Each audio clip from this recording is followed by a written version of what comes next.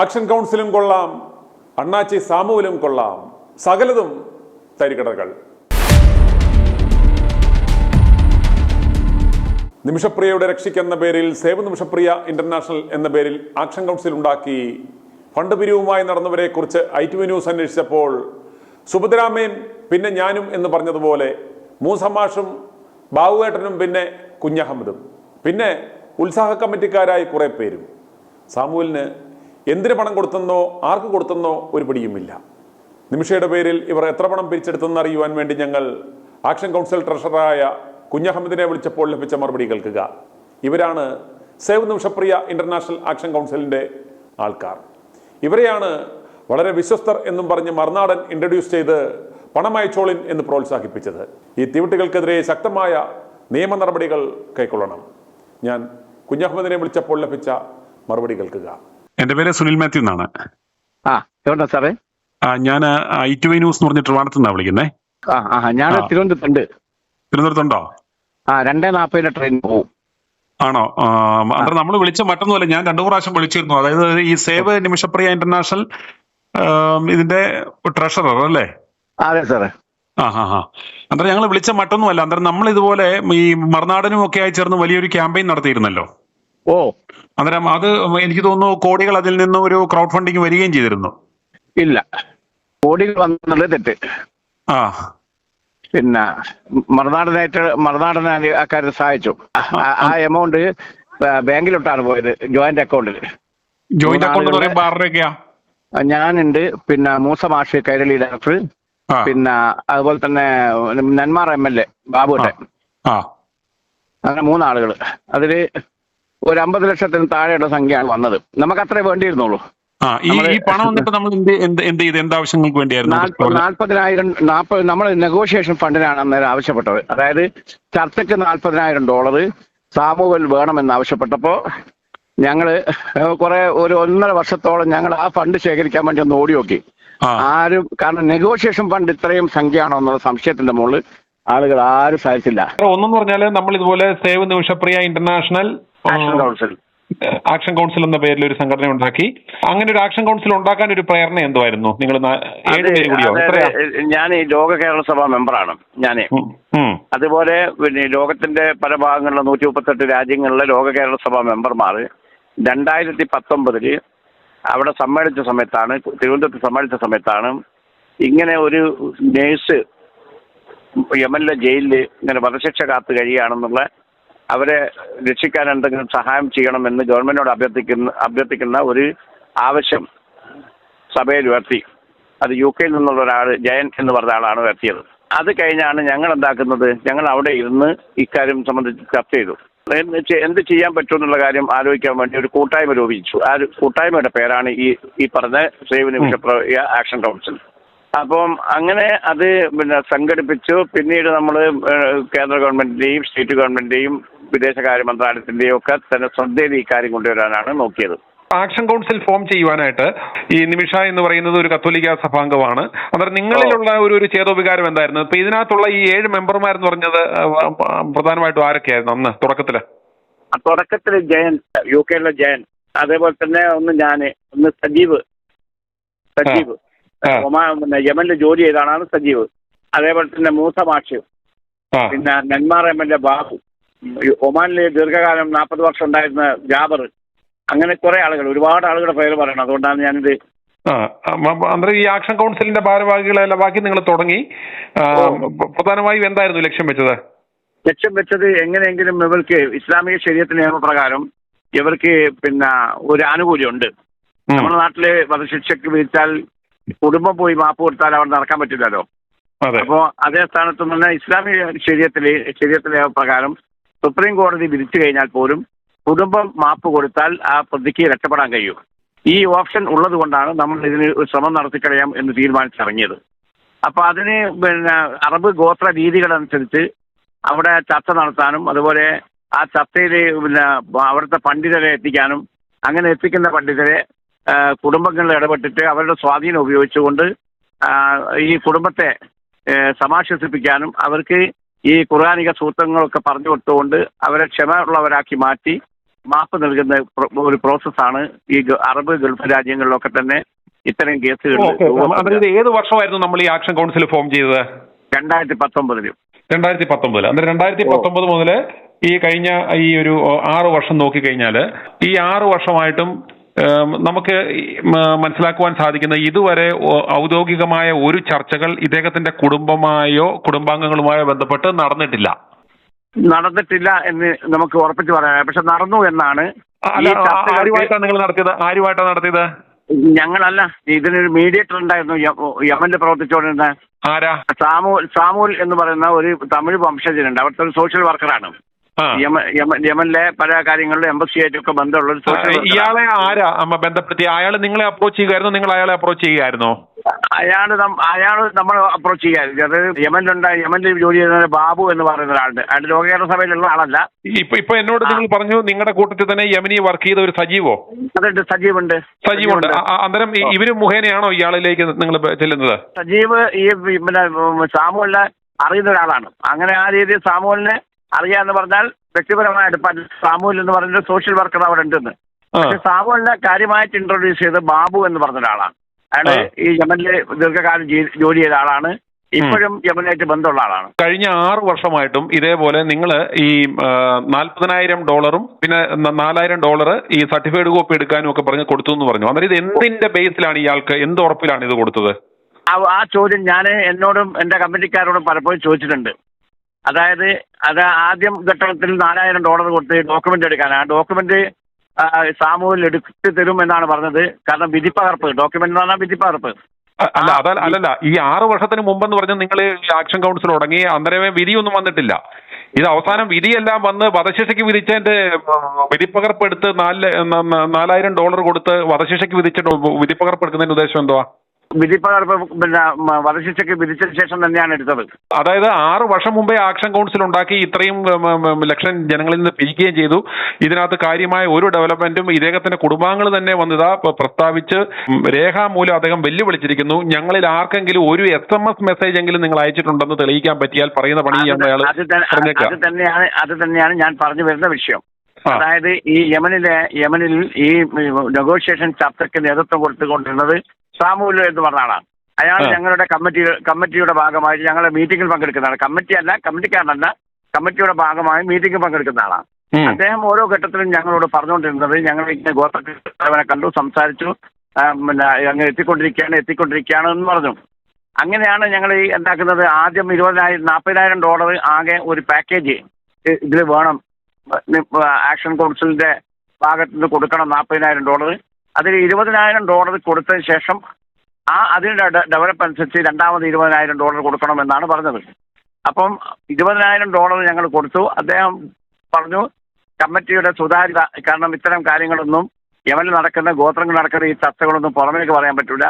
അങ്ങനെ പുറമേക്ക് പറഞ്ഞാൽ അത് വളരെ പ്രത്യാഘാതം ഉണ്ടാക്കും, അത് മീഡിയക്ക് കൊടുത്തു കഴിഞ്ഞാൽ പ്രസംഗം ഉണ്ടാക്കും എന്നൊക്കെ പറഞ്ഞ് നമ്മൾ അങ്ങനെ പറഞ്ഞു. ഈ വാക്കുകൾ വിശ്വസിക്കല്ലാതെ യമനിൽ മറ്റൊരു ആക്സസ് നമുക്ക് ഇല്ലായിരുന്നു. യമനിൽ വർക്ക് ചെയ്ത നിങ്ങളുടെ ആളുകളും ഒക്കെ ഉണ്ടെന്ന് പറഞ്ഞിട്ടും അവരിപ്പോ നാട്ടിലാണ്. പിന്നെ അതിനകത്തൊരു പ്രസക്തി എന്താണ്? പിന്നെ ഇങ്ങനെ വെറുതെ ഏതെങ്കിലും ഒരുത്തൻ പറയുന്നത് കേട്ട് നിങ്ങളിപ്പോ പിന്നെ ഓക്കെ ആദ്യമേ $20,000 കൊടുത്തിട്ട് പിന്നെ എന്തിന്റെ ബേസിലാണ് വീണ്ടും എന്ത് ഡെവലപ്മെന്റ് ഉണ്ടാക്കിയിട്ടാണ് ഇയാൾക്ക് വീണ്ടും $20,000 കൊടുത്തത്? എംബസി രേഖാമൂലം ആവശ്യപ്പെട്ടു പണം അയക്കാൻ വേണ്ടിട്ട്. ഈ എംബസി അങ്ങനെ ആവശ്യപ്പെടത്തില്ലല്ലോ. എംബസി ആവശ്യപ്പെട്ടിട്ടുണ്ട്. രേഖാമൂലം അയച്ച മെയിൽ നമ്മളിട്ടുണ്ട്. ഈ എംബസി ത്രൂ അയച്ച ഇത് ആർക്കാണ് ആ പൈസ കൊടുത്തേക്കുന്നത്? ആർക്ക് കൊടുക്കാന്ന് പറഞ്ഞാണ്? അത് ഞങ്ങൾ അയക്കുന്ന പൈസ വിദേശകാര്യ മന്ത്രാലയത്തിന്റെ അക്കൗണ്ടിലേക്കാണ്. വിദേശകാര്യ മന്ത്രാലയത്തിന്റെ അക്കൗണ്ടിൽ നിന്ന് ആർക്കാണ് ആ പൈസ പോയേക്കുന്നത്? അത് ഇന്ത്യൻ എംബസിയാണ് പറയേണ്ടത്. ഇന്ത്യൻ എംബസി സ്വാഭാവികമായിട്ട് ഒരു ആക്ഷൻ കൗൺസിൽ എന്ന നിലയ്ക്ക് നിങ്ങളുടെ മേളിൽ ഇങ്ങനെ ക്വസ്റ്റ്യൻ വരുമ്പോൾ നിങ്ങൾ ഇതിനോടൊക്കെ രേഖ എടുക്കണ്ടേ? ഇത് ആർക്കാണ്? ഇത്രയും വിവാദമാകുമ്പോൾ അവരെ വധശിക്ഷയ്ക്ക് വിധിക്കുകയും ഒന്നും നടക്കാതെ വന്നപ്പോഴത്തേക്കും സ്വാഭാവികമായിട്ട് നിങ്ങൾ എടുക്കേണ്ടതല്ലേ? ഈ പണം ആർക്കയച്ചു?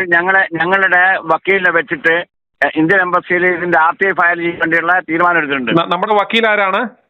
അഡ്വക്കേറ്റ് സുഭാഷ് ചന്ദ്രൻ, ഡൽഹിയിൽ. ഇപ്പം ഈ മീഡിയകൾക്കൊക്കെ ബൈറ്റ് കൊടുത്തേ? അതെ, ബൈറ്റ് കൊടുക്കും. ഞങ്ങളുടെ ലീഗൽ അഡ്വൈസറാണ്. അന്നേരം ഇദ്ദേഹത്തിന് നിങ്ങൾ ഫീസ് കൊടുക്കുന്നുണ്ടോ? നിങ്ങളുടെ ഈ ലീഗൽ അഡ്വൈസർ ഒരു പൈസ ഇതുവരെ കൊടുത്തില്ല, ഒരു കട്ടൻ ചായ പോലും കൊടുത്തില്ല. അന്നേരം ഇത് വോളണ്ടിയർലി പുള്ളി നിങ്ങളെ സഹായിക്കുന്നതാണ്? തീർച്ചയായിട്ടും. അന്നേരം സ്വാഭാവികമായിട്ട് അന്നേരം നിങ്ങൾ ആ വക്കീൽ തന്നെ പറഞ്ഞില്ലേ, ഏറ്റവും പ്രാഥമികമായ സാധനം നമ്മൾ കൊടുത്ത $44,000 പണം എംബസി ത്രൂ കൊടുത്തത് ഇത് ആർക്ക് പോയി എന്നുള്ള ഒരു എംബസിയിൽ നിന്നും ആ ഡീറ്റെയിൽസ് എടുക്കണമെന്ന് ഈ ഉപദേശകൻ നമുക്ക് പറഞ്ഞില്ലേ? അല്ല, അത് നമ്മൾ ചെയ്തുകൊണ്ടിരിക്കുകയാണ്. RT ഫയൽ ചെയ്യാൻ വേണ്ടി തീരുമാനിച്ചിട്ടുണ്ട്. കാരണം ഇപ്പോഴാണല്ലോ ഈ ചെറുപ്പക്കാരന്റെ, അതായത് തലാലിന്റെ സഹോദരന്റെ വെളിപ്പെടുത്തൽ കഴിഞ്ഞ ദിവസമാണല്ലോ വന്നത്. ഈ കാന്തപുരം ഇടപെട്ടത് കൊണ്ട് തന്നെയല്ലേ യഥാർത്ഥത്തിൽ ഈ 16-ാം തീയതിത്തെ ആ ഒരു വധശിക്ഷ തീയതി മാറ്റിയത്? തീർച്ചയായിട്ടും. സത്യം പറഞ്ഞാൽ കാന്തപുരം ഇടപെട്ടില്ലായിരുന്നു എങ്കിൽ ഇപ്പോഴും നിങ്ങൾ ഈ പറയുന്ന ഈ കള്ളൻ സാമുവലിനെ വിശ്വസിക്കുകയും വീണ്ടും പണം അവൻ ആവശ്യപ്പെട്ടാൽ കൊടുക്കുകയില്ലായിരുന്നു. ഇല്ലേ? ഇപ്പൊ ഈ കാന്തപുരത്തിന്റെ ഇടപെടലിലൂടെ ഇങ്ങനെ ഒരു ടെസ്റ്റ് വന്നപ്പോഴല്ലേ ഇവന്മാര് ഇത്തരത്തിലുള്ള പ്രസ്താവനകൾ വരികയും ഇവന്മാർക്കൊന്നും അവിടെ ഒരു പ്രസക്തി ഇല്ലെന്നുള്ള യാഥാർത്ഥ്യം മനസ്സിലായത് എപ്പോഴല്ലേ? കൊല്ലപ്പെട്ട തലാലിന്റെ സഹോദരന്റെ ഫേസ്ബുക്ക് പോസ്റ്റ് വരുന്നത് വരെ അപ്പോഴും ഞങ്ങൾ വിശ്വസിച്ചത് സാമൂഹ്യം എന്തൊക്കെയോ ചെയ്തുകൊണ്ടിരിക്കുകയായിരുന്നു. അതിന് ചുരുക്കം പറഞ്ഞാൽ ഇവിടുത്തെ ഈ സാധാരണ ജനങ്ങൾ വിശ്വസിക്കുന്ന പോലെ തന്നെ നിങ്ങൾ ആക്ഷൻ കൗൺസിലുകാരും വെറുതെ ഇതുപോലെ പണവും പിരിച്ചു, ആ പണം ഇവരെ ചോദിച്ചമാർക്കും കൊടുത്തു, പ്രതീക്ഷയോടെ നിങ്ങളും കാത്തിരുന്നു. അത് സ്വാഭാവികമായി ഈ കാര്യത്തിൽ ഞങ്ങളെ ഭയപ്പാടില്ലാത്തെന്ന് പറഞ്ഞാൽ അവിടെ ചർച്ച നടക്കുന്നു. ഈ പണം അയക്കാൻ ആവശ്യപ്പെട്ടുള്ള എംബസിയുടെ മെയിൽ ഞങ്ങളുടെ കയ്യിലുണ്ട്. എംബസി ഈ പണം ആർക്ക് കൈമാറി എന്ന് ഉത്തരം പറയേണ്ടത് എംബസിക്ക് കൂടി ചുമതലയുണ്ട്. അല്ല, അതല്ല, എംബസിയെ പ്രതിസ്ഥാനം നിർത്തുന്നതിന് പകരം അതായത് ഇത് ജനങ്ങളോട് നിങ്ങൾ സ്വമേധയാ ഒരു വോളണ്ടറി ഓർഗനൈസേഷൻ ഞങ്ങൾ ജനങ്ങളോട് പറയുന്ന സമയത്ത് ഈ കാര്യം പറഞ്ഞിട്ടുണ്ട്. ഞങ്ങൾ നെഗോഷിയേഷൻ ഫണ്ടാണ്, മധ്യസ്ഥ ചർച്ചയ്ക്കുള്ള ഫണ്ടാണ്, അല്ലാണ്ട് ഞങ്ങളൊരു ക്രൗഡ് ഫണ്ടിലേക്ക് ഇക്കാര്യത്തിൽ പോയിട്ടില്ല. ഈ മറുനാടൻ മലയാളി അടക്കം നിങ്ങളെ സപ്പോർട്ട് ചെയ്യുകയും നിങ്ങൾ ജെനുവിൻ ആണെന്ന് പറയുകയും ചെയ്തുകൊണ്ടാണ് ആളുകൾ അത്രയും ലക്ഷം രൂപ അതിലേക്ക് അയച്ചത്. തീർച്ചയായിട്ടും ഉറപ്പാണ്. അന്നേരം ഇതിന്റെ സുതാര്യത എന്താണ്? അതായത് അന്നേരം നിങ്ങൾ പറഞ്ഞിരുന്നു ഇത് നടന്നില്ലെന്നുണ്ടെങ്കിൽ ഈ പണം ഞങ്ങൾ അയച്ചവർക്ക് തിരികെ കൊടുക്കുന്നു പറഞ്ഞു. അങ്ങനെയാണെങ്കിൽ ഈ ഫണ്ട് നിങ്ങൾ ജനങ്ങൾക്ക് തിരിച്ചു കൊടുക്കുമോ? അത് ഞങ്ങളുടെ തീരുമാനമാണ്. എങ്ങനെ തീരുമാനം എന്ന് പറഞ്ഞാൽ അത് നെഗോഷിയേഷൻ ഫണ്ടിനെ പറ്റി അല്ല പറഞ്ഞത്. ഞങ്ങൾ ഇതിന് ആവശ്യമായിട്ടുള്ള ഒരു ക്രൗഡ് ഫണ്ടിലേക്ക് പോയി കഴിഞ്ഞാൽ ആ ക്രൗഡ് ഫണ്ട് അല്ല, നിങ്ങൾ എന്തിനാ വെറുതെ പണം പിരിക്കുന്നത്? ഈ കാര്യം നടക്കാത്ത കാര്യത്തിന് വേണ്ടി നിങ്ങൾ എന്തിനു പണം പിരിക്കുന്ന പറയുന്നത്? അതായത് ഈ ക്രൗഡ് ഫണ്ട് ഈ ഫണ്ട് സ്വരൂപിച്ചില്ലായിരുന്നെങ്കിൽ ഈ ചർച്ച നടക്കൂല എന്ന ഘട്ടം വന്നപ്പോഴാണ് ചർച്ചയ്ക്കുള്ള പണം സമാഹരിച്ചത്. ചുരുക്കം പറഞ്ഞാൽ ഒരു കള്ളന് നിങ്ങൾ പൈസ പിരിച്ചു കൊടുത്തു, ആ പണം എംബസി വക്കീലിന് കൊടുത്തു എന്നാണ് എംബസി പറയുന്നത്. അല്ല, അത് പറഞ്ഞിട്ട് കാര്യമില്ലോ. നിങ്ങളാണ് ഇത് ജനങ്ങളെ പറഞ്ഞ് ഈ മാധ്യമങ്ങളിലൂടെ വിശ്വസിപ്പിച്ചത്. ഇത്തരത്തില് ഒരു നെഗോസിയേഷൻ നടത്താൻ ഫണ്ട് കൊടുത്താൽ അത് നടക്കുമെന്ന് പറഞ്ഞ് വിശ്വസിപ്പിച്ച് ജനങ്ങൾ അത് വിശ്വസിച്ച് ആ പണം തന്നു. അങ്ങനെയാണെന്നുണ്ടെങ്കിൽ അത് തിരിച്ചു കൊടുക്കുവാൻ നിങ്ങൾ ബാധ്യസ്ഥരല്ലേന്ന് ഞാൻ ചോദിക്കുന്നത്. തിരിച്ചു കൊടുക്കാനുള്ള ബാധ്യസ്ഥത എന്ന് പറയുന്നത് നെഗോഷിയേഷൻ ഫണ്ടിനെ സംബന്ധിച്ച് ഞങ്ങൾ അത് പറഞ്ഞിട്ടില്ല. ഈ ഷാജൻ സ്കറിയയുടെ ആയിട്ടുള്ള സംഭാഷണത്തിൽ താങ്കൾ തന്നെ പറയുന്നുണ്ട്. ഷാജൻ സ്കറിയ അങ്ങനെ പറഞ്ഞില്ല. ഷാജൻ സ്കറിയ പറഞ്ഞത് ക്രൗഡ് ഫണ്ടിങ് ഒരു വലിയ സംഖ്യ എമൗണ്ട് പിരിച്ചെത്തുകയാണ്, അത് കമ്മിറ്റിയുടെ തീരുമാനമാണ്. ഇദ്ദേഹം ഇപ്പോൾ ഇങ്ങനെ പറയുന്നുണ്ടെങ്കിലും മുൻപ് മറുനാടൻ ഷാജനോട് പറഞ്ഞത് കേൾക്കുക. സമാഹരിക്കുന്ന ധനം വലിയ സംഖ്യകള് ആളുകള് ഈ മധ്യസ്ഥ ശ്രമം വിജയിക്കാതിരിക്കുകയും നമുക്ക് നിർഭാഗ്യവശാൽ ആക്ഷനിലേക്ക് അവർ പോവുകയും ചെയ്യുകയാണെങ്കിൽ തിരിച്ചെടുത്ത പണത്തിൽ നിന്ന് നമ്മുടെ ചെലവ് കഴിച്ചുള്ള തുക നമ്മൾ ആരാണോ പണം ഇക്കാര്യത്തിൽ നൽകിയിട്ടുള്ളത് എങ്കിൽ അവർക്ക് തിരിച്ചു കൊടുക്കണമെന്നാണ് ഉദ്ദേശിക്കുന്നത്. ശരി, ആനുപാതികമായിട്ട് ചെലവ് കഴിച്ചിട്ട്. പിന്നെ ചെറിയ ചെറിയ സംഖ്യകൾ ബാക്കി വരികയാണെങ്കിൽ അത് ഈ ഒരു മകളുണ്ടല്ലോ ജീവിച്ചിരിക്കുന്ന മകള് നാട്ടിലെ, അവരുടെ സുരക്ഷിതത്തിന് വേണ്ടി ഉപയോഗിക്കണം എന്നുള്ള ധാരണയാണ് ആക്ഷൻ കൗൺസിൽ ആദ്യം തന്നെ എടുത്തത്. കഴിഞ്ഞ 2 വർഷമായി നിമിഷപ്രിയയെ പുറത്തിറക്കുന്നതിന് വേണ്ടി പരിശ്രമിക്കുന്നത് ഈ ആക്ഷൻ കൗൺസിലാണ്. 7 പേർ ചേർന്നുള്ള ഈ ആക്ഷൻ കൗൺസിൽ വിശ്വസിക്കാവുന്നവരാണ്, പൂർണ്ണമായും സുതാര്യമായാണ് അവരുടെ ഇടപാടുകൾ എന്ന് വ്യക്തമാണ്. അതുകൊണ്ട് ദയവായി ആക്ഷൻ കൗൺസിലോട് സഹകരിക്കുക. നിങ്ങളാൽ കഴിയുന്ന തുക അവർക്ക് കൊടുക്കുക.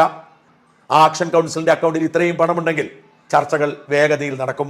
അഥവാ ആ പരിശ്രമം പരാജയപ്പെട്ടാൽ ഇപ്പോൾ മുടക്കിയ പണം ഒഴികെയുള്ള പണം തിരിച്ചു തരുമെന്നാണ് ആക്ഷൻ കൗൺസിൽ പറഞ്ഞിരിക്കുന്നത്. ഈ ക്യാമ്പയിന്റെ ഭാഗമാവുക. നിമിഷപ്രിയ ആക്ഷൻ കൗൺസിലിന്റെ അക്കൗണ്ട് വിശദാംശങ്ങളും ഇപ്പോൾ പ്രേക്ഷകരെ കാണിക്കുന്നത്. അക്കൗണ്ട് നമ്പർ ഇതാണ്. ഈ പണം തട്ടിയ ഇവനെതിരെ, ഈ സാമ്പുവിനെതിരെ നിങ്ങൾ എന്തുകൊണ്ട് ഇതുവരെ പരാതി കൊടുത്തില്ല? ആയിട്ടില്ലല്ലോ, അതിനൊക്കെ സമയമുണ്ടല്ലോ. സമയമുണ്ടെന്ന് പറഞ്ഞാൽ ഈ 6 വർഷമായിട്ടും ഒരു ചർച്ച പോലും നടത്തിയില്ല, ഇതുമായിട്ട് ബന്ധപ്പെട്ട ആൾക്കാരെയും കണ്ടിട്ടില്ല. പിന്നെ ഇവർ ഈ പണം എന്ത് ഉപയോഗിച്ചു? സ്വാഭാവികമായിട്ടും അയാള് നമ്മളെ ചീറ്റ് ചെയ്തതാണെന്ന് പൂർണ്ണമായ ബോധ്യത്തിലേക്ക് ഞങ്ങൾ എത്തണം. ഇപ്പോഴും ഞങ്ങൾ പൂർണ്ണമായ രീതിയിൽ ഞങ്ങൾ എത്തിയിട്ടില്ല. ആയതുകൊണ്ട് എത്ര സതി ഇപ്പം ഇവരുടെ കുടുംബവുമായിട്ട് എന്തെങ്കിലും തരത്തിലൊരു ചർച്ച നടത്തുമായിരുന്നെങ്കിൽ ഇദ്ദേഹത്തിന് എന്തെങ്കിലും അതിന്റെ സപ്പോർട്ട് ഡോക്യുമെന്റോ അവരുമായിട്ടുള്ള ചർച്ച നടത്തിയതിന്റെ എന്തെങ്കിലും വിശദാംശങ്ങളോ എന്തെങ്കിലും ഇന്ത്യ ഗവൺമെന്റിന്റെ പവർ ഓഫ് അറ്റോർണി, അതുപോലെ തന്നെ അമ്മയുടെ പവർ ഓഫ് അറ്റോർണി, ഇതൊക്കെ ഉള്ള ആളാണ് സാമുവൽ. ആ വിശ്വാസത്തിന്റെ അടിസ്ഥാനത്തിലാണ് ഞങ്ങൾ പണം കൈമാറുന്നത്. അല്ല, ഈ അമ്മ ഇപ്പൊ ആരുടെ കസ്റ്റഡിയിലാ? സത്യം പറഞ്ഞാൽ ഈ നിമിഷയുടെ അമ്മ സാമുവലിന്റെ കസ്റ്റഡിയില്. സാമുവൽ അവിടെ കൊണ്ട് താമസിപ്പിച്ചേക്കുവാണോ? അയാളെ വീട്ടിലാണുള്ളത്. ഇയാൾ എവിടെ, യമനിലാണോ? യമനിലാണുള്ളത് അമ്മ. അന്നേരം സാമുവലിന്റെ വീട്ടിലാണ് അമ്മ താമസിക്കുന്നത്? സാമുവലിന്റെ വീട്ടിലാണ് അമ്മ താമസിക്കുന്നത്. അന്നേരം അതിനുള്ള ചെലവും കാര്യങ്ങളും ഒക്കെ ആരാണ് കൊടുക്കുന്നത് ഇവർക്കുള്ള? ആ ചെലവ് ഇപ്പൊ നിർവഹിച്ചുകൊണ്ടിരിക്കുന്ന സാമുവലാണ്. പക്ഷെ അതിന് ചെലവ് ആ സാമുവലിന് നമ്മൾ കൊടുക്കേണ്ടി വരും. സാമുവലിന് കൊടുക്കേണ്ടി വരുമെന്നോ? കൊടുക്കേണ്ടി വരും. അല്ല, അങ്ങനെയുള്ള അണ്ടർസ്റ്റാൻഡിങ് നിങ്ങൾ തമ്മിലുണ്ടോ? ഇല്ല, അയാൾ ആവശ്യപ്പെട്ടിട്ടുണ്ട്. ഇയാള് കൊടുത്ത $44,000 കണക്ക് തന്നിട്ടില്ല, അതിന്റെ ഡീറ്റെയിൽസിൽ അത് പറ്റിക്കുകയാണെന്ന് വ്യക്തമായി. അതിനെ സംബന്ധിച്ച് സാമൂല് പറയുന്നത് വെച്ചാൽ, സാമൂല് പറയുന്നത് എന്റെ കയ്യിൽ നിങ്ങൾ പണം തന്നിട്ടില്ല, എന്റെ അക്കൗണ്ടിലേക്ക് പണം അയച്ചിട്ടില്ല, നിങ്ങൾ എംബസിയിലേക്കാണ് പണം അയച്ചത്, നിങ്ങൾ കണക്ക് ചോദിക്കേണ്ടത് എംബസിയിലോടാണ് എന്നാണ് സാമൂല് പറയുന്നത്. അങ്ങനെയാണെങ്കിൽ ഈ പണം തന്ന ജനങ്ങൾ നിങ്ങളോട് ചോദിക്കുവാണ്, ഇത് ആക്ഷൻ കൗൺസിലിന്റെ ഉത്തരവാദിത്തമാണ്, നിങ്ങൾ മൊബിലൈസ് ചെയ്ത് ഈ ഫണ്ട് എവിടെ പോയി, ആ ഫണ്ട് ആർക്ക് കൊടുത്തു എന്ന് പറയേണ്ട ഉത്തരവാദിത്തം നിങ്ങൾക്കല്ലേ ഉള്ളത്? അക്കൗണ്ട് വളരെ സുതാര്യമാണ്. ഞാൻ നേരത്തെ പറഞ്ഞല്ലോ, 3 ആളുകളുടെ പേരിലാണ് അക്കൗണ്ട് ഉള്ളത്. $40,000 എംബസിയിലേക്ക് അയച്ചതിന്റെ രേഖ ഞങ്ങളുടെ കയ്യിലുണ്ട്. ആരുടെയൊക്കെ പേരിലാണ് ഈ ജോയിന്റ് അക്കൗണ്ട്? ജോയിന്റ് അക്കൗണ്ടിൽ ഒന്ന് നെന്മാറ MLA ബാബുവേട്ടൻ, ഒന്ന് ഞാന്, ഒന്ന് മൂസ മാഷ്. കുഞ്ഞാവ എന്ന് പറഞ്ഞ അങ്ങയുടെ ജോലി എന്തുവാ? ഞാൻ ട്രഷററാണ്. അല്ല, ട്രഷററാണ്. അല്ലാതെ ഏതെങ്കിലും ബിസിനസ്സോ ജോലിയോ എന്തെങ്കിലും അങ്ങേക്കുണ്ടോ? ഞാൻ ഒരു 10-30 വർഷം ഗൾഫിൽ ജീവിച്ച ഒരാളാണ്. പ്രവാസിയായിരുന്നു? പ്രവാസിയായിരുന്നു. ഈ മറ്റേ കുഞ്ഞാമത് മാഷ് ലോക കേരള സഭ മെമ്പറാണ് ഇപ്പോഴും. അല്ല, ഈ ലോക ആ മെമ്പർഷിപ്പ് കൊണ്ട് പ്രത്യേകിച്ച് ഒരു ഇൻകമോ വരുമാനമോ മറ്റു കാര്യങ്ങളോ എന്തെങ്കിലും ഉണ്ടോ? അങ്ങനെ ഒരു വരുമാനമില്ല. എനിക്ക് അത്യാവശ്യം വരുമാനം ഞാൻ ഗൾഫിൽ പോയിട്ട് പണിയെടുത്ത് ഉണ്ടാക്കിയിട്ടുണ്ട്. മൂസമാഷ്ക്ക് എന്തെങ്കിലും വേറെ ജോലിയോ കാര്യങ്ങളോ ഉണ്ടോ? മൂസമാഷ് ഒരു 45 കൊല്ലം അബുദാബിയിൽ അവിടുത്തെ സ്കൂളിലെ ഹെഡ്മാഷായിരുന്നു, സ്കൂളിന്റെ. മൊത്തം എത്ര ലക്ഷം രൂപ നമുക്ക്, അല്ലെങ്കിൽ എത്ര കോടി രൂപ ഈ ഇതിലൂടെ നമുക്ക് ലഭിച്ചു, ഈ ഒരു ക്യാമ്പയിനിലൂടെ? അത് ഒരു 50 ലക്ഷത്തിന് താഴെയാണ് ആകെ വന്ന എമൗണ്ട്. അത് കൃത്യമായ കണക്ക് വേണമെങ്കിൽ നോക്കി തരാം. അന്നേരം ഇവർക്ക് കൊടുത്തേക്കുന്ന ഈ 40 ലക്ഷത്തിന്റെ ബാക്കി നിങ്ങളുടെ അക്കൗണ്ടിലുണ്ടോ? അന്നേരം തീർച്ചയായിട്ടും ഉണ്ട്. അതുകൊണ്ട് തന്നെ സാറേ ആർക്ക് കിട്ടിയില്ല. മറ്റൊന്നുമല്ല, ഈ ഒരു ക്ലാരിറ്റി അദ്ദേഹം ഈ പറയുന്ന സാമുവൽ എന്ന് പറയുന്നത് ശരിക്കും ഒരു ഡബിൾ ഏജന്റ് ആയിട്ട്, ഇപ്പൊ അദ്ദേഹത്തിന്റെ സഹോദരൻ തന്നെ പറയുന്നു ഇത് ഇവർക്ക് വധശിക്ഷ വിധിച്ചു എന്ന് പറയുമ്പോൾ ഇദ്ദേഹത്തിന് കൺഗ്രാജുലേറ്റ് ചെയ്യുകയും കൺഗ്രാജുലേറ്റ് കൊടുക്കുകയും പറയുന്നു. എന്നിട്ട് ഇപ്പത്ത് നിന്ന് ഇവരുടെ അറ്റോർണിയാണെന്ന് പറഞ്ഞ് മാധ്യമങ്ങളിൽ നിന്ന് സംസാരിക്കുകയും ചെയ്യുന്ന ഈ ഒരു വെട്ടക്കാരനൊപ്പം നിൽക്കുകയും ചെയ്യുന്ന രീതി ഇല്ലേ? അന്നേരം ഇദ്ദേഹത്തിനെതിരെ നിങ്ങൾ എന്തെങ്കിലും തരത്തിലുള്ള നിയമ നടപടികൾ സ്വീകരിക്കും? നിയമ നടപടികൾ ഞങ്ങൾ നോക്കട്ടെ. ഞങ്ങൾ ഇപ്പം എന്താ പറയുക, ഇപ്പം അയാൾ എന്തൊക്കെ ചെയ്യുന്നുണ്ട് എന്നുള്ള ധാരണ ഇപ്പോഴും വിശ്വസിക്കുന്ന അന്ധവിശ്വാസികളായ കുറെ മനുഷ്യർ ഈ ലോകത്ത് ഇപ്പം ഉണ്ട്. അതുപോലെ ഈ ഡൽഹിയിലുള്ള ഏതോ ഒരു ലേഡി, അവരുടെ പേരെന്തോ ഒരു വക്കീലും വേറെ ആരും, ഇവരുമൊക്കെ നിങ്ങളുടെ ഇതിനകത്ത് ബന്ധമുണ്ടോ? ദീപ ജോസഫ് എന്ന് പറയുന്ന ഒരു വക്കീലാണ്. അവര് ആക്ഷൻ കൗൺസിലിന്റെ വൈസ് ചെയർമാനാണ്. നിമിഷപ്രിയ ഇന്റർനാഷണൽ വൈസ് ചെയർമാനാണ്. പിന്നെ വേറെ ഭാരവാഹികൾ ആരുണ്ട്? വേറെ പിന്നെ ജയൻ കൺവീനറാണ്. ഇത്തരത്തിൽ ഈ ഫണ്ട് മൊബിലൈസ് ചെയ്യാനുള്ള ഒരു തീരുമാനം ആരായിരുന്നു? ആക്ഷൻ കൗൺസിലിന്റെ. ഈ ദീപയുടെ റോൾ എന്തിനാണ് ഇതിനകത്ത്? എന്താണ് ദീപ റോഡ് വൈസ് ചെയർമാൻ ഗവൺമെന്റ് ചെയർ ചെയ്യും. ഇതിന്റെ ചെയർമാൻ ആരായിരുന്നു? Chairman PM Jabar Thalassery. ഇപ്പോഴത്തെ പ്രവാസി കമ്മീഷനിലെ മെമ്പറാണ് അയാള്. ഇവർക്ക് എന്തെങ്കിലും ഇതിനകത്തൊരു മുന്നോട്ട് ഇപ്പൊ ഈ ദീപ എന്ന് പറയുന്ന അവരുണ്ടെന്ന് പറഞ്ഞു, ഇവര് സുപ്രീം കോടതിയിലോ? ദീപ ഇപ്പൊ തൽക്കാലം ഞങ്ങൾ മാറ്റിവെച്ചിട്ടുണ്ട്. ദീപ എന്തുകൊണ്ടാ മാറ്റിയത്? മാറ്റിവെച്ചെന്ന് പറഞ്ഞാൽ പിന്നെ ഞങ്ങൾക്കൊക്കെ എതിരായിട്ട് കമ്മിറ്റിക്ക് എതിരായിട്ടുള്ള അനാവശ്യ പോസ്റ്റുകളൊക്കെ FB-യിൽ അതുപോലെ തന്നെ കാന്തപുരത്തിന്റെ ഇടപെടലിനെ തള്ളിപ്പറഞ്ഞ് പരസ്യമായി വന്നു. കാന്തപുരം ഇപ്പൊ നടത്തുന്ന പ്രവർത്തനങ്ങളെ അത് തടസ്സപ്പെടുത്തും. കമ്മിറ്റിയിൽ വെച്ചോണ്ടാകും. ഇവരിപ്പോ ഈ കത്തോലിക്ക സഭാംഗമാണല്ലോ ഈ ദീപ. അത് ഇവർക്ക് എന്തുകൊണ്ട് ഇവരുടെ വത്തിക്കാനോ അല്ലെങ്കിൽ ഇവരുടെ മറ്റുള്ള സംവിധാനങ്ങളോ ഒന്നും ഉപയോഗിച്ചുകൊണ്ട് ഇതുവരെ ഒരു പുരോഗമനം ഇതിനകത്ത് ഉണ്ടാക്കാൻ പറ്റിയില്ല? വത്തിക്കാൻ ഇടപെടുന്നു നിങ്ങൾ ഇടയ്ക്കിടയ്ക്ക് വാർത്ത വരുത്താൻ അവർക്ക് സാധിക്കുന്നുണ്ട് മനോരമ ചാനൽ കൂടി. വത്തിക്കാൻ ഇടപെട്ടോ എന്നുള്ളത് നമുക്ക് ബോധ്യമല്ല. ഇപ്പോ വത്തിക്കാൻ ഇടപെടുകയാണ്, വത്തിക്കാനെ സ്വാഗതം ചെയ്യുന്നത്. നമുക്ക് ഈ പെൺകുട്ടിക്ക് പോകുന്ന നാട്ടിലേക്ക്. അങ്ങനെയാണെങ്കിൽ അത് ഇവർ പറയണ്ട, നിങ്ങൾ ആരും ഇടപെടണ്ട, വത്തിക്കാൻ ഇത് കേസ് ഏറ്റെടുത്തിട്ടുണ്ട്, നിങ്ങൾ ആരും ഒന്നും ചെയ്യണ്ട, ഞങ്ങൾ നോക്കിക്കോളാം ഇവർ പറയണ്ടേ? അല്ലെന്നുണ്ടെങ്കിൽ ഇപ്പൊ ഇവരെന്ത് ചെയ്യേണ്ടത് വെച്ചാൽ നമ്മുടെ കാന്തപുരം ഉസ്താദിന്റെ പിന്നിൽ അണിനിരക്കുക, ചെയ്യാൻ പറ്റാവുന്നവർ ചെയ്യട്ടെ, ഇവര് വായടച്ച് മിണ്ടാതിരിക്കുക. അത് അവർ ചെയ്യുന്നില്ലല്ലോ, എന്ത് ചെയ്യും? ഏതാള് വന്ന് സഹായിച്ചാലും ഞങ്ങൾ അവരുടെ കാൽമ പോയി വീഴും. അല്ല, നമ്മൾ ഈ കാലേ വീഴുക ചോദിക്കുന്നവർ പൈസ കൊടുക്കാന്ന് ഒരു രീതി നിങ്ങൾക്ക് കൃത്യമായിട്ട് ഒരു ആക്ഷൻ കൗൺസിൽ പോലെ ഉണ്ടാകുമ്പോൾ കൃത്യമായിട്ടൊരു പ്ലാൻ വേണ്ടേ? സഹായിക്കാണ്ടുള്ള ഒരാൾ സഹായിക്കാൻ വന്നാൽ ആരുടെ സഹായത്തെ ഞാൻ തള്ളിക്കളിയില്ല. ഞങ്ങൾ ഇത്രയും കാലം ഈ സാമൂലിനെ വിശ്വസിച്ചാണ് മുന്നോട്ട് പോയത്. അത് പറയുന്ന എല്ലാ കഥകളും നമ്മൾ കേട്ടു. വിദേശകാര്യ മന്ത്രാലയം ഔദ്യോഗികമായി ഇയാളെ മെൻഷൻ ചെയ്യുന്നില്ലെങ്കിലും വിദേശകാര്യ മന്ത്രാലയവും ഇന്ത്യൻ എംബസിയും ഈ സാമൂലുമായിട്ട് നല്ല അടുപ്പമുണ്ട്. അപ്പോൾ ആ അടുപ്പം നമ്മളത് കട്ട് ചെയ്യേണ്ട. കാരണം ഏതെങ്കിലും രീതിയിൽ വിദേശകാര്യ മന്ത്രാലയം ഇടപെടുന്നത് ഒഴിവാക്കാൻ നമ്മൾ താല്പര്യപ്പെടുന്നില്ല. ഇന്ത്യ രാജ്യത്തിന്റെ വിദേശകാര്യ മന്ത്രാലയം ഇടപെടുന്നത് സാമൂഹിലിനെ കണ്ടോണ്ടാണോ? അല്ല, സാമൂഹിന്റെ എന്തെങ്കിലും സ്വാധീനം ഉണ്ടാവും എന്ന് ഞാൻ വിചാരിക്കില്ല. അല്ല അന്നേരം അങ്ങനെയാണെങ്കിൽ നിങ്ങളെ സംബന്ധിച്ചുള്ള ഞാൻ ചോദിക്കുന്നത് ഈ ആക്ഷൻ കൗൺസിലിന്റെ പ്രസക്തി എന്താണ്? നിങ്ങൾ ചുമ്മാ ഏതെങ്കിലും ഒരുത്തൻ പറയുന്നത് കേട്ടോണ്ട് അവനാണ് ആഭ്യന്തര മന്ത്രാലയം എന്നും പ്രതീക്ഷിച്ച് അവൻ പറയുന്നത് 100% വിശ്വസിച്ച് അവൻ പറയുന്ന പൈസ എടുത്തു കൊടുത്ത് അമ്മയുടെ പവർ ഓഫ് അറ്റോർണി സാമൂഹിന്റെ കയ്യിലാകുമ്പോൾ സാമൂഹിന്റെ സ്വാഭാവികമായിട്ടും എംബസിയിലും വിദേശകാര്യ മന്ത്രാലയം ഒരു ആക്സസ് ഉണ്ടാവുമല്ലോ. അല്ല, ചുരുക്കം പറഞ്ഞ അവൻ സമർത്ഥമായിട്ട് നിമിഷയുടെ അമ്മയും നിങ്ങളെയും എല്ലാരെയും അവൻ സമർത്ഥമായിട്ട് പറ്റിച്ച് അവൻ ഇത്രയും കാലം മുന്നോട്ട് പോയി. ഈ കാന്തപുരത്തിന്റെ ഇടപെടൽ കൊണ്ട് ഇത് വന്നപ്പോൾ വല്ലേ ഇത് വെളിയിലാകുന്നത് ഇവൻ കള്ളനാണ്. വ്യക്തിപരമായി ഞാൻ നിങ്ങളുടെ ആ അഭിപ്രായത്തോട് യോജിക്കുന്നു. കമ്മിറ്റി എന്ന നിലക്ക് നമ്മളത് ഞാനത് അംഗീകരിക്കുന്നില്ല. കമ്മിറ്റി അങ്ങനെയൊക്കെ ഒരു പൊതു അഭിപ്രായം പറഞ്ഞു. കമ്മിറ്റിയിൽ ഈ സാമൂഹിലിനെ തള്ളിക്കളയാത്തത് ആരാണെന്നുള്ളത്? സാമൂഹിലിന് വേണ്ടി നിൽക്കുന്ന ആരാ കമ്മിറ്റിയില്? ആ ചോദ്യം നല്ലൊരു ചോദ്യമാണ്. പക്ഷെ അതിന് ഞാൻ അടുത്ത ദിവസം തന്നെ ഉത്തരം കാണും. അന്നേരം ഈ കമ്മിറ്റിയിൽ ഇദ്ദേഹത്തെ സംരക്ഷിക്കണമെന്ന് ആവശ്യപ്പെട്ട് നിൽക്കുന്നവരാരാണ്? അതിൽ നിന്ന് തന്നെ കൃത്യമായിട്ട് മനസ്സിലാകത്തില്ല ഇതൊരു പങ്ക് കച്ചവടമാണ്, ഇതൊരു കൂട്ടുകച്ചവടമാണ്, ആർക്കാണ് ഈ സാമൂഹിലിനെ സംരക്ഷിക്കേണ്ടത് എന്നുള്ളൊരു ഉത്തരം അങ്ങേക്ക് പറയാൻ പറ്റത്തില്ലേ? കാരണം അല്ല, നിങ്ങൾ എല്ലാവരും ഇതിൻ്റെ അകത്ത് ചോദ്യമുനയിലാണ്. നിങ്ങൾ എല്ലാവരും ഞങ്ങൾ ഇന്ന് രാവിലെ ഇവിടെ വന്നത് പ്രവാസ ലോകത്തെ ഒരു പക്ഷെ പ്രധാനപ്പെട്ടതാണ് പി ടി കുഞ്ഞു മുഹമ്മദ്. അദ്ദേഹത്തെ കാണാനും അദ്ദേഹത്തിന്റെ ചില യമനിലെ ബന്ധങ്ങളെ ഇതിനനുകൂലമായി മാറ്റാനുള്ള സഹായം തേടാനും. അല്ല, ഈ കുഞ്ഞാഹമ്മദിന് കാന്തപുരത്തെക്കാൾ ഇവിടെ ബന്ധമുണ്ടോ? കാന്തപുരത്തെക്കാൾ എന്നല്ല ഞാൻ പറഞ്ഞത്, നമ്മുടെ അന്വേഷണം ഒരു കാന്തപുരത്തിൽ മാത്രം നിൽക്കണ്ടല്ലോ. നമുക്ക് ഏതെങ്കിലും തരത്തിൽ വേറെ ഏതെങ്കിലും രീതിയിൽ സഹായിക്കാൻ പറ്റിയാലോ? ഇത്രയും കാലം നിങ്ങൾ ഇവനെ ഈ കള്ളൻ സാമൂഹിലിനെ വിശ്വസിച്ചു 6 കൊല്ലം. ഇനിയും ഇപ്പോൾ ഇതുവരെ വന്നിട്ട് ഒന്നും നടന്നില്ല, ഒരു ചർച്ച പോലും നടത്തില്ല. ഇപ്പോൾ വധശിക്ഷ മാറ്റിവെച്ച ഒരു തീയതിയും കൂടെ ആയി ഒരു സാധ്യതകൾ ഉണ്ടെന്ന് അവിടുന്ന് തന്നെ നമുക്ക് വിവരം കിട്ടുന്നു. ഇദ്ദേഹത്തിന് അവിടെ ഇൻഫ്ലുവൻസ് ഉണ്ടെന്നും ഇദ്ദേഹം ഇടപെട്ടുകൊണ്ടാണ് ഇത് നടന്നതെന്നും വ്യക്തമായി എന്ന് താങ്കൾ തന്നെ പറഞ്ഞു. ആ സ്ഥിതിക്ക് ഈ പലര് കൂടിയ പാമ്പിയാകില്ല എന്ന് പറഞ്ഞ പോലെ വെറുതെ ഈ ചുമ്മാ ഫേസ്ബുക്ക് പ്രസ്താവനകളും വെറുതെ ചപ്പളാച്ചി അടിക്കുന്ന ആളുകളുമായിട്ട് ഇതിനകത്തൊരു കൺഫ്യൂഷൻ ഉണ്ടാക്കേണ്ട ആവശ്യമുണ്ടോ? ഇദ്ദേഹത്തെ നിങ്ങളൊക്കെ എടുക്കേണ്ടതെന്ന് പറഞ്ഞാൽ ഇതുപോലെ കാര്യപ്രാപ്തിയുള്ള ചെയ്യാൻ പ്രാപ്തിയുള്ളവരെ മുന്നിൽ നിർത്തി അവരുടെ പിന്നിലാണ് ഈ നേരുന്നത്, അവരെ കൊണ്ട് ചെയ്യിക്കുക, അതിനകത്തൊരു ആശയക്കുഴപ്പം ഉണ്ടാകാതിരിക്കുക എന്നുള്ള കാര്യമല്ലേ ചെയ്യേണ്ടത്? നിങ്ങൾ സ്വമേധയാ ഇതിനു വേണ്ടി ഇറങ്ങി, നിങ്ങൾ സ്വമേധയാ ഇറങ്ങി, അത് ആരും നിർബന്ധിച്ചില്ല. പക്ഷേ നിങ്ങൾ ഇതുപോലെ ഈ ആവശ്യത്തിന് വേണ്ടി എന്ന് പറഞ്ഞാൽ പണം ആവശ്യപ്പെട്ടു, ജനങ്ങൾ ലക്ഷക്കണക്കിന് പണം തന്നു, അത് ഇതുപോലൊരു കള്ളം കട്ടുകൊണ്ട് പോയി, കാര്യങ്ങളൊന്നും നടന്നില്ല എന്ന് പറയുമ്പോൾ തീർച്ചയായിട്ടും അതിനകത്തൊരു പബ്ലിക് മണി ഇൻവോൾവ് ആയിട്ടുണ്ട്. അന്നേരം അതുകൊണ്ട് തന്നെ തടയാൻ കഴിഞ്ഞ സംഗതി എന്താ വെച്ചാല് ഞങ്ങളിപ്പോ നെഗോഷിയേഷൻ ഫണ്ടല്ലേ കൊടുത്തിട്ടുള്ളൂ. കോടികളോ മറ്റു കാര്യങ്ങളൊന്നും ഇല്ലല്ലോ. കോടികളുടെ കാര്യങ്ങളിലേക്ക്, അതായത് നെഗോഷിയേഷൻ ഫണ്ട് ആവശ്യം വന്നാൽ അതിന് കൃത്യമായിട്ട് ഇന്ത്യൻ എംബസിയുടെ അല്ലെങ്കിൽ ഇന്ത്യൻ സുപ്രീം കോടതിയുടെ മോണിറ്ററിംഗിൽ കാര്യങ്ങൾ ഫണ്ട് ശേഖരണം മറ്റു കാര്യങ്ങൾ ചെയ്യണമെന്നാണ് ഞങ്ങൾ അപ്പീൽ. ഇപ്പൊ തന്നെ ഞങ്ങൾ സുപ്രീം കോടതി കൊടുത്ത ഒരു കേസിൽ ഞാനാണ് ഒരു കക്ഷി ആക്ഷൻ കൗൺസിലിന് വേണ്ടിയിട്ട്. ഞങ്ങൾ കൊടുത്ത അപേക്ഷ പറയുന്നത് എന്താ വെച്ചാൽ ഈ നെഗോഷിയേഷന് വേണ്ടി ഒരു ടീമിനെ കേരളത്തിൽ നിന്ന് അയക്കണമെന്നാണ്. അതിൽ മർക്കസിൽ നിന്ന് 2 ആൾക്കാരെയും 2 ആൾക്കാർ ആക്ഷൻ കൗൺസിലിലെ, ഒന്ന് അഡ്വക്കേറ്റ് സുഭാഷ് ചന്ദ്രനും ഒന്ന് ഞാനും ഒന്ന് സജീവനും യമനിലെ ബന്ധം വെച്ചിട്ട് അങ്ങനെ ഞങ്ങളെ 5 ആളുകളെയും കേന്ദ്ര ഗവൺമെന്റ് 2 പ്രതിനിധികളെയും അയക്കണമെന്നാണ് വിദേശകാര്യ മന്ത്രാലയത്തിൽ നിന്ന് അനുമതി കിട്ടണമെന്ന് ആവശ്യപ്പെട്ടുകൊണ്ടാണ് സുപ്രീം കോടതി പോയത്. സുപ്രീം കോടതി പറഞ്ഞത് നിങ്ങൾ ഇക്കാര്യം ഉന്നയിച്ച് വിദേശകാര്യ മന്ത്രാലയത്തെ സമീപിക്കാനാണ്.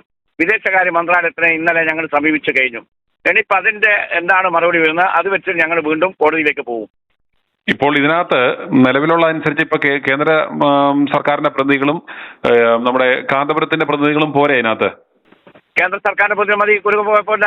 ആ 2 പേരും പോരാ. ഇപ്പൊ നിങ്ങളെ സംബന്ധിച്ചുള്ള നിങ്ങളുടെ പ്രസക്തി എന്ന് പറഞ്ഞാൽ ഇപ്പൊ ഇതിനകത്ത് ഈ കൺഫ്യൂഷൻ ഉണ്ടാക്കി ഇതിനകത്ത് ഇതിന്റെ ഈ പബ്ലിക് മണി കളക്ട് ചെയ്ത് ഒരു കള്ളന് കൊടുത്തു എന്നുള്ളതിലുപരി അതിനപ്പുറത്തേക്ക് ഒരു മൂവ്മെന്റ് നമ്മുടെ ലെവലിൽ ഇതിനകത്ത് സുഭാഷ് ചന്ദ്രനുണ്ട്.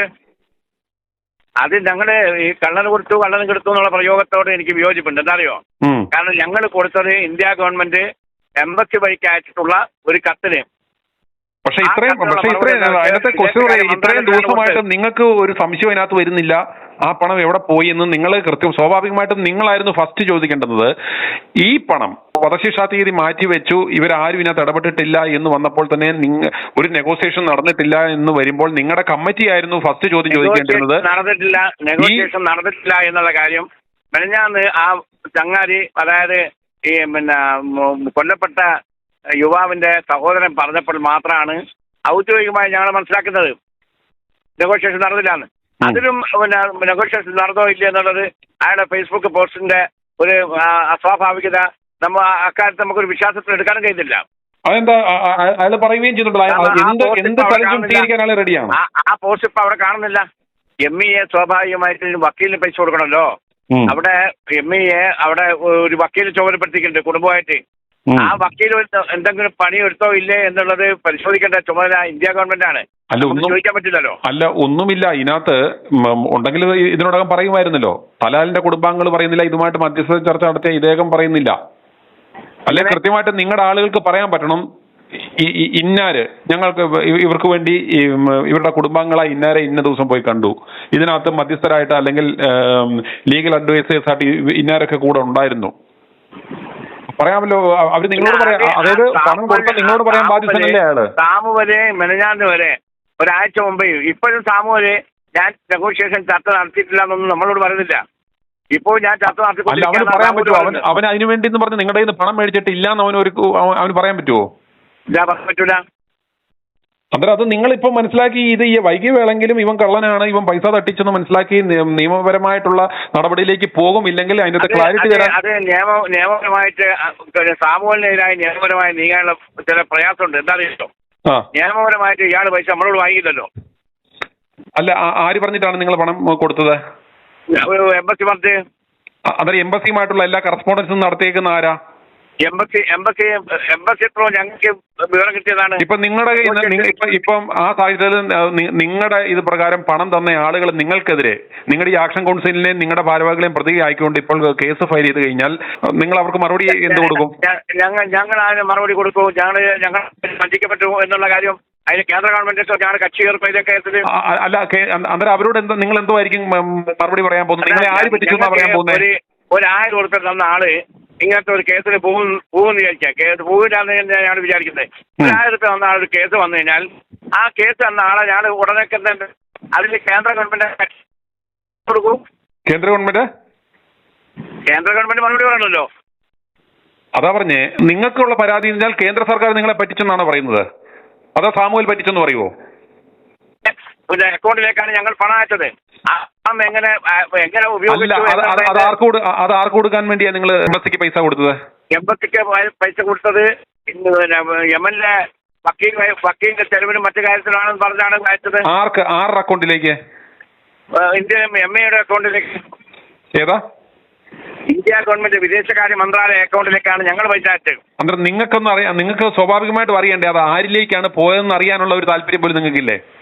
എങ്ങനെ ഈ പണം നിങ്ങൾ അയച്ചു കൊടുത്ത പണം ഇത് ആരിലേക്കാണ്, ആരുടെ അക്കൗണ്ടിലേക്കാണ് പോയതെന്ന് അറിയാൻ പോലും നിങ്ങൾക്ക് ഒരു താല്പര്യമില്ലേ? ആ അക്കൗണ്ട് നിങ്ങൾക്ക് പറയുന്നത് അങ്ങോട്ട് മനസ്സിലാകുന്നില്ല. പറഞ്ഞൊന്നു എന്തോ വിദേശകാര്യ മന്ത്രാലയത്തിന്റെ അക്കൗണ്ടിലേക്കാണ് ഞങ്ങൾ പണം കൊടുക്കുന്നത്. അതെ, അത് ആ പണം ഇത് കാര്യം നടന്നില്ല എന്ന് മനസ്സിലാക്കുമ്പോൾ നേരത്തെ പറഞ്ഞല്ലോ. ഇനിയിപ്പോ ഈ എന്തെങ്കിലും വിഷയം വരികയാണെങ്കിൽ ഞങ്ങൾ ഇതിന് RTI ഫയൽ ചെയ്യും. ഈ പൈസ എന്താക്കിയെന്ന് ഇന്ത്യ ഗവൺമെന്റിനോട് ഞങ്ങൾ ചോദിക്കൂ. അതല്ലേ നമുക്ക് ചെയ്യാനുള്ളത്. വേറെ നമുക്ക് ചെയ്യാം. ഇപ്പോഴും നിങ്ങൾ വിശ്വസിക്കുന്നില്ല സാമൂല് പറ്റിച്ചതാണെന്ന് നിങ്ങൾക്ക് കരുതുന്നില്ല? പറ്റിച്ചതാണ് കമ്മിറ്റി പൊതു അഭിപ്രായത്തിൽ അങ്ങനെ എത്തിക്കില്ല. എനിക്ക് അക്കാര്യത്തിൽ സംശയമുണ്ട്. അയാൾ പറ്റിച്ചു തന്നെയാണ് ഞാൻ വിചാരിക്കുന്നത്. i2i News, an eye for truth. i2i News subscribe ചെയ്തിട്ടില്ലാത്തവർ ഇപ്പോൾ തന്നെ സബ്സ്ക്രൈബ് ചെയ്യുക. നോട്ടിഫിക്കേഷൻ ലഭിക്കുവാൻ ബെൽ ബട്ടണും അമർത്തുക.